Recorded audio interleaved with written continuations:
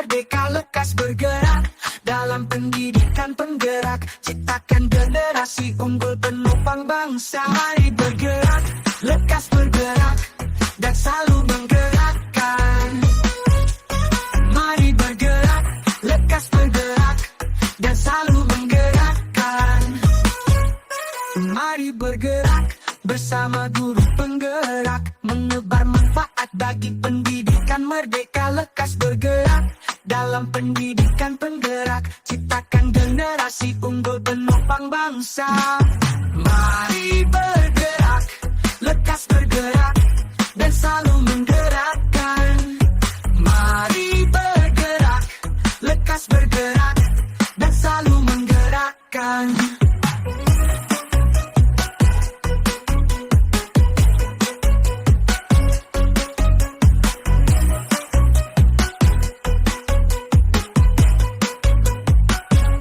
Mari bergerak, bersama guru penggerak, menebar manfaat bagi pendidikan merdeka lekas. Waalaikumsalam warahmatullahi wabarakatuh. Saya mohon izin Pak, hari ini kebetulan saya ingin mewawancari Bapak sebagai kepala sekolah SMK Negeri 1 Jejawi Pak.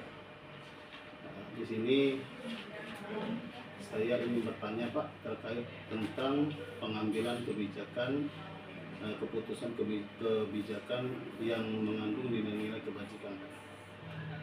Pertama Pak yang akan saya tanyakan, selama ini bagaimana Bapak sebagai kepala sekolah dapat mengidentifikasi kasus-kasus yang merupakan dilema etika atau bujukan moral?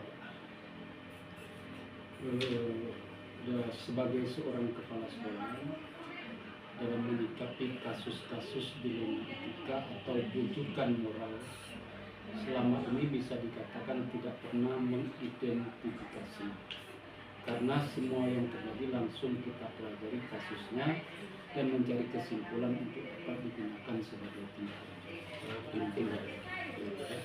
Nah kalau begitu gini Pak, nah, kan selama ini juga dalam pengambilan keputusan di sekolah yang Bapak pimpin, terutama untuk ketika ada dua kepentingan yang sama-sama benar atau sama-sama mengandung nilai kebajikan, nah itu bagaimana caranya Pak mengambil keputusan? Apabila ada dua kepentingan yang sama-sama benar atau sama-sama mengandung nilai kebajikan, maka dalam pengambilan keputusannya kami memperhatikan atau mengaitkan dengan aturan yang ada. Karena pegawai SN harus punya integritas dan loyalitas yang tinggi. Begitu Pak ya. Nah yang berikutnya Pak, tiga langkah-langkah atau prosedur seperti apa yang biasa Bapak lakukan selama ini Pak? Prosedur atau langkah-langkah yang selama ini kami lakukan sebagai kepala sekolah dalam menyikapi dilema etika ini sebenarnya belum punya langkah khusus. Namun saat menemukan kasus, ide spontanitas berdasarkan logika serta kasus yang ada saja. Lalu Pak, hal apa saja yang selama ini Pak Bapak anggap efektif dalam pengambilan keputusan ketika ada pada kasus-kasus dilema etika ini? Hal-hal yang paling efektif biasa diambil dalam menyelesaikan kasus dilema etika bagi saya sebagai kepala sekolah adalah situasional dengan dilandasi keterbukaan serta musyawarah. Ya pas Pak ya? Iya, efektif lagi musyawarah. Nah, yang berikutnya Pak, kelima, perihal apa saja yang selama ini menjadi tantangan bagi Bapak sebagai pimpinan kepala sekolah pada saat pengambilan keputusan pada kasus-kasus yang terkait dengan dilema etika ini Pak? Tantangan yang utama sekali di dalam pengambilan keputusan pada kasus dilema etika adalah belum banyaknya orang yang memahami pengertian dilema etika atau bujukan moral, serta kurangnya diskusi tentang kebenaran dengan kesetiaan. Itu ya. Artinya dengan pemahaman itu maka keputusan atau kebijakan itu akan lebih efektif. Tidak efektif, masih memahami. Lalu yang keenam Pak, apakah Bapak memiliki sebuah tata kelola atau jadwal tertentu Pak? Itu terkait pada saat penyelesaian sebuah kasus yang akan kita selesaikan. Lalu kalau memang ada Pak bentuk atau prosedur seperti apa yang biasanya Bapak jalankan? Dalam tata kelola, kami tidak memiliki tata kelola atau jadwal untuk penyelesaian suatu kasus di Lima Etika. Namun lebih kepada menyesuaikan terhadap masalah yang ada. Apabila masalah tersebut menuntut suatu hal segera diselesaikan, maka saya akan langsung menyelesaikannya di tempat. Namun tidak jarang juga saya harus menjumpai masalah yang proses penyelesaiannya membutuhkan musyawarah atau bahkan harus berguru kepada orang yang lebih berkompeten. Artinya untuk mengambil sebuah keputusan itu Pak ya, bisa langsung Pak ya, Bisa atau juga meminta pendapat atau Ya. pandangan orang lain Pak ya, sehingga kasus tersebut bisa dihasilkan dengan kebijakan yang lebih baik dan tepat. Lalu terakhir Pak, tujuhnya, adakah seseorang atau faktor apa yang selama ini Pak yang mempermudah atau membantu Bapak dalam pengambilan keputusan pada kasus dilema etika? Selama ini seseorang atau faktor-faktor yang mempermudah atau membantu saya dalam pengambilan keputusan, khususnya kasus-kasus dilema etika, adalah teman ataupun orang yang lebih kompeten, yang lebih berpengalaman terhadap topik masalah tersebut. Apabila menghadapi sebuah masalah, bila saya tidak memiliki pandangan mengenai sosok yang mempermudah tersebut, saya akan memilih jalan musyawarah. Saya memiliki keyakinan bahwa semakin sering bertemu dengan masalah, maka pengalaman akan semakin kaya dan tentunya keterampilan mengambil keputusan juga akan meningkat. Terima kasih sekali Pak ya. Ya. Wawancara hari ini menurut saya sangat memberikan arti wawasan pengetahuan bagi saya Pak. Ya. Bagaimana seorang pemimpin itu dalam mengambil sebuah keputusan atau kebijakan. Demikianlah wawancara kami hari ini dengan Kepala Sekolah kami, yaitu Bapak Al-Azhar dari Kepala Sekolah SMK Negeri 1 Cijawi, dan semoga ini bisa menambah wawasan kita untuk ke depan. Assalamualaikum warahmatullahi wabarakatuh. Waalaikumsalam. Ya, Bergerak bersama guru penggerak, menebar manfaat bagi pendidikan merdeka. Lekas bergerak dalam pendidikan penggerak, ciptakan generasi unggul penopang bangsa. Mari bergerak, lekas bergerak, dan selalu menggerakkan. Mari bergerak, lekas bergerak, dan selalu menggerakkan. Mari bergerak bersama Ya, silakan. Assalamualaikum warahmatullahi wabarakatuh. Saya Habib Mansa dari CJP Angkatan 11 ingin melakukan tentang pertanyaan wawancara kepada kepala sekolah. Dalam hal ini Bapak Anang Rianto, Kepala Sekolah dari SMP Negeri Tidang Suci. Masya Allah, dari SMP 3 Mesuji.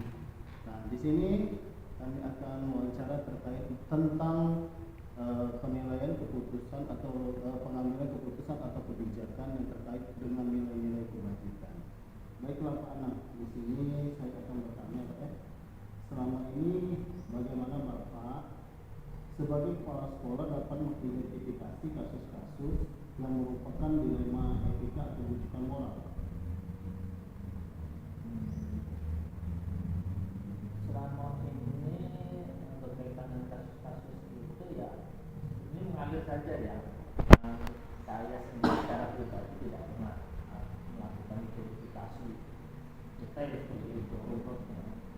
Ya mungkin begitu menghadapi masalah, dirasa itu dengan dilema etika maupun rujukan moral ya, biasanya kami sebentar kita saja. Ya pengalir saja, mana yang dirasa itu paling baik menurut kami ya itu yang kami ambil langkah. Nah terus Pak, poin kedua, selama ini bagaimana Bapak menjalankan pengambilan keputusan di sekolah Bapak, terutama untuk terkait ada dua kepentingan yang sama-sama benar atau sama-sama mengandung nilai kebajikan. Nah untuk misalkan dihadapkan pada dua masalah yang sama-sama benar seperti itu, nah tentunya kami sebagai kepala sekolah, karena harus mempertimbangkan uang. Di antara kedua itu yang paling urgent penting, paling baik, itu yang mana? Ya tentunya kami bandingkan di antara keduanya itu. Tentunya ya kami kaitkan juga dengan aturan-aturan yang ada. Nah, poin ketiga, langkah-langkah atau prosedur seperti apa yang biasa Bapak lakukan selama ini Pak dalam pemilihan? Berkaitan dengan itu tadi. Iya, lebih kebijakan. Ya tentunya langkah yang kami ambil dari mengambil suatu permasalahan seperti itu, yang pertama ya kami kaji ini ya hanya sekedar ini ya sepintas atau melihat permasalahannya seperti apa, nanti efeknya kemana, berefek seberapa besar, itu jadi pertimbangan. Mungkin nanti kita akan diskusikan kalau berkaitan lebih luas cakupannya, diskusikan dengan teman atau rekan kerja seperti itu. Lalu Pak, hal-hal apa saja yang selama ini Bapak anggap efektif dalam pengambilan keputusan pada kasus-kasus yang terkait dengan ilmu etika?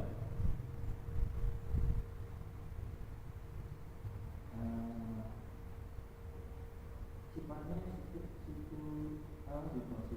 situasional ya.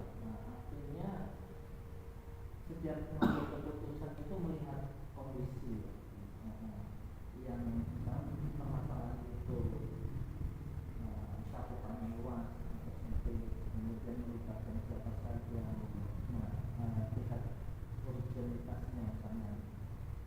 Nah itu menjadi pertimbangan kami. Jadi ya artinya kami itu hanya menyesuaikan ya di lapangan ya. Karena kalau memang itu penting ya kita harus cepatnya ambil langkah seperti itu. Harus berusaha secara cepat. Tapi dirasa kalau itu memang menjadi pertimbangan atau dikaji lebih lanjut lebih dalam, ya kita akan lakukan itu. Apalagi itu melibatkan yang sifatnya sangat penting ya, melibatkan orang banyak seperti itu, maka harus lebih hati-hati. Berarti tergantung kepada kondisinya Pak ya. Kalau dia mesti harus diputuskan cepat, kalau tak mau ya. Kalau misalnya bisa dengan keputusan bersama yang menjadi pertimbangan Pak, itu lebih baik. Kita yang kelima Pak, poinnya perihal apa saja yang selama ini merupakan tantangan dalam pengambilan keputusan pada kasus-kasus dilema etika. Hal yang dapat dikatakan atau dapat sebagai tantangan untuk kami ya, Sebagai korban. ya kami tentunya harus bisa memutuskan atau mengambil keputusan tersebut untuk keputusan yang terbaik. Karena itu berkaitan dengan etika ya. Kalau kita ambil misalkan, kalau kita ambil keputusan seperti itu, efeknya berefek seperti apa? Kalau kita tidak ambil seperti apa? Nah, terkadang kedua hal yang kita hadapi pun sama-sama punya kepentingan seperti itu. Maka dari itu ya, nah sebenarnya ini pemahaman baru untuk kita ya, termasuk untuk saya, untuk kepala sekolah seperti itu. Nah, kasus-kasus dilema etika ini mungkin selama ini kita hadapi nih ya, kita sering hadapi. Tapi ya baru kali ini mungkin kami mengenal istilah dunia ya. Di istilah dilema etika seperti itu. Sebetulnya ini ya sering kami hadapi dalam keseharian dalam tanpa disadari ya. Itu yang dilakukan. Oke Pak.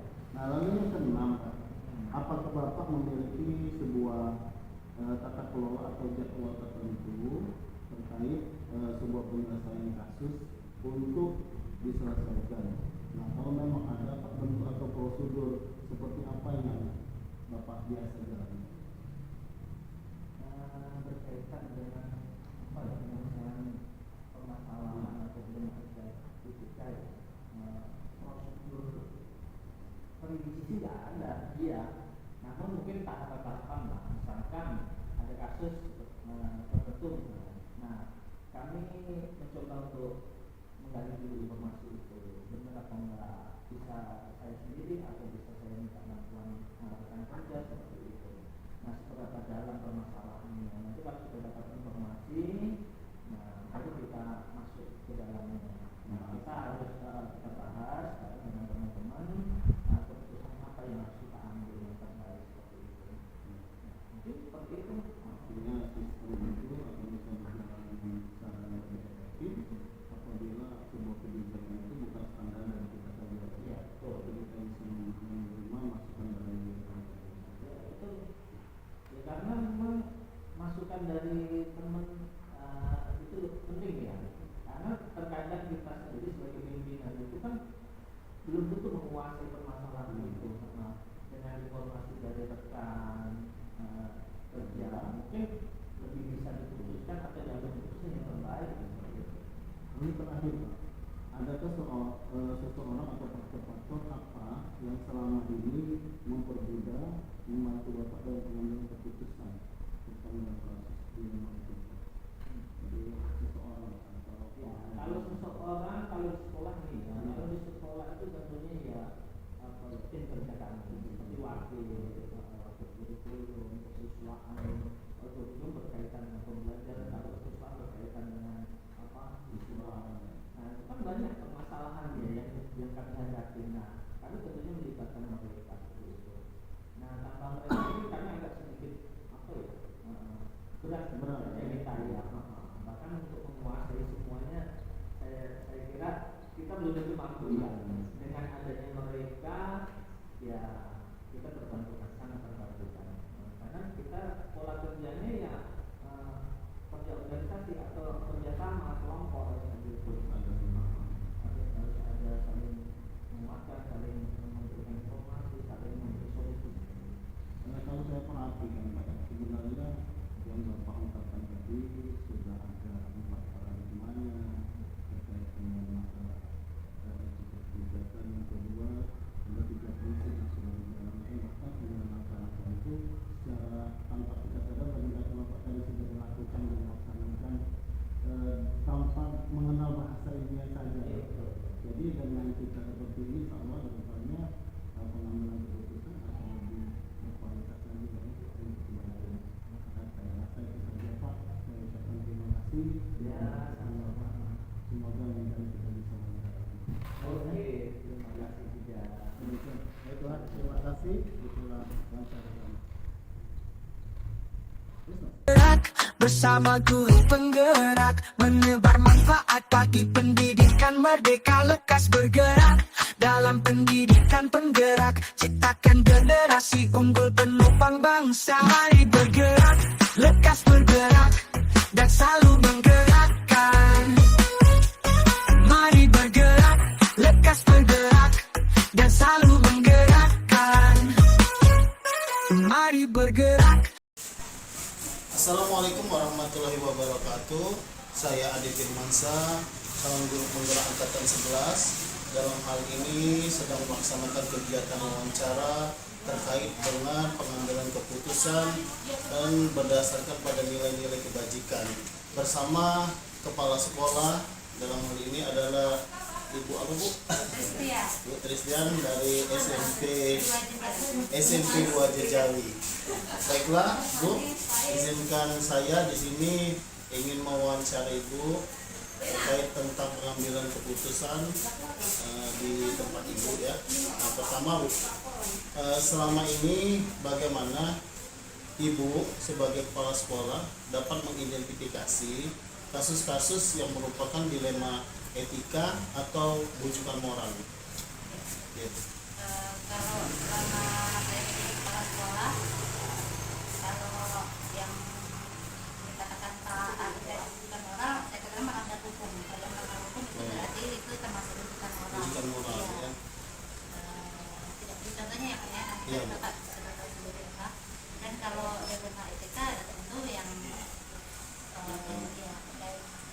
dari gitu ya. Iya. Melanggar hukum atau itu yang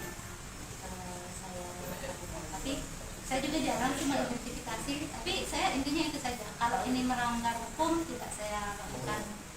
Kalau melanggar hukum artinya itu masuk ranah kita sebagai salah satu Artinya kalau terkait dengan dilema etika itu bisa dengan prosedur kita, Bu ya. Tapi kalau sudah pelanggaran hukum berarti itu sudah berbeda lagi kasus itu penanganannya. Lalu Bu, yang kedua Bu ya, selama ini bagaimana Ibu menjalankan pengambilan keputusan di sekolah, terutama untuk dua masalah yang terkait dua-duanya sama-sama memiliki kepentingan dan sama-sama mengandung nilai kebajikan. Kalau saya menghadapi kasus yang dua-duanya sama mengandung nilai kebajikan, biasanya saya akan ya diskusi dengan guru, ya, apakah itu melanggar kode etik, tapi tetap saya kembalikan ke aturan yang tadinya ASN dan APD dan sebagainya. Oh gitu Bu ya.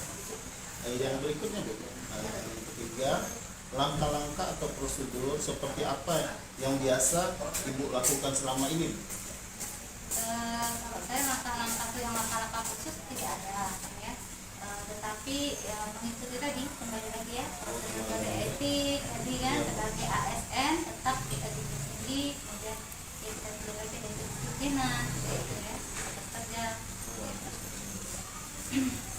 Lalu yang keempat, hal-hal apa saja yang selama ini Ibu anggap efektif dalam pengambilan keputusan pada kasus-kasus terutama di dilema etika?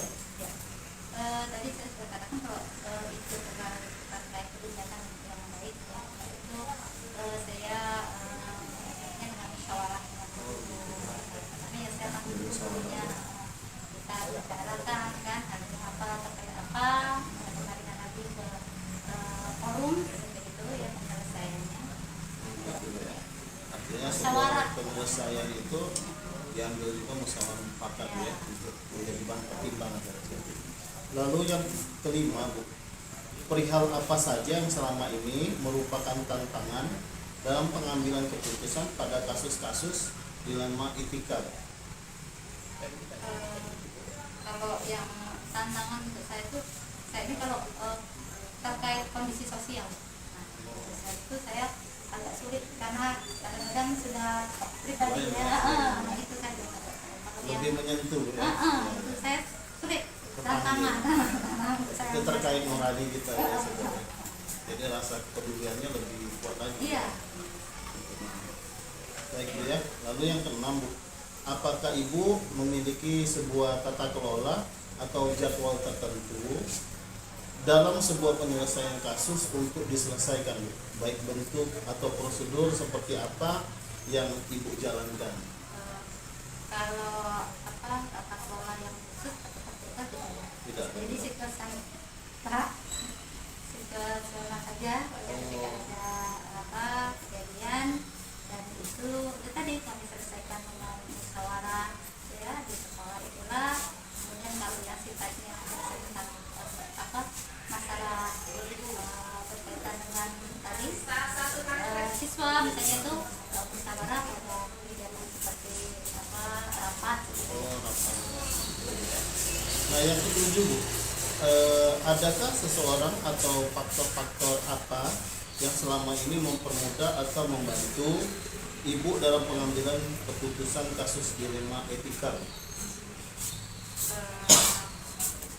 Maksudnya Pak kurang paham. Jadi gini Bu, ada seseorang atau faktor-faktor apa yang selama ini mempermudah atau membantu? Artinya ada orang-orang yang membantu Ibu terkait tentang pelaksanaan kebijakan Ibu itu. Kalau saya ya itu tadi pertama kalau di sekolah karena saya kepala sekolah kan ada Iya. yang cuma itu kalau sekolah saya berarti pengalamannya lebih banyak. Biasanya saya musyawarah dengan beliau, nah, baru saya melakukan perjalanan seperti itu ya. Jadi yang bertanya dengan orang yang lebih berpengalaman. Berpengalaman. Begitu ya. Nah dari wawancara kita ini tadi Bu, apa pembicaraan ini yang paling berharga Bu? Ya bagaimana Pengalaman apa yang paling berharga? pengalaman buat saya paling berharga dari pembicaraan kita ini, bagaimana seorang kepala kepala sekolah itu mengambil keputusan ya, tentang kasus-kasus tindak etika itu tetap harus berpegang pada kode etik, kemudian langkah-langkah penyelesaian yang tentu walaupun tadi tidak ada tata kelola khusus, Iya, tapi Bu. tetap berdasarkan musyawarah. Musyawarah mufakat. Saya rasa Bu sangat luar biasa sekali, dan saya ucapkan terima kasih yang sebesar-besarnya karena Ibu sudah meluangkan waktu dan memberikan saya kesempatan untuk mewawancara Ibu, dan semoga kedepannya kita bisa berjumpa lagi dan saya punya kesempatan untuk mewawancara Ibu. Saya rasa ini saja. Saya Adi Firmansyah, inilah wawancara saya bersama Ibu Tris Pianingsih dari sebagai Kepala Sekolah SMP 2 Kejari. Terima kasih. Assalamualaikum warahmatullahi wabarakatuh. Dan selalu menggerakkan. Mari bergerak, lekas bergerak, dan selalu menggerakkan.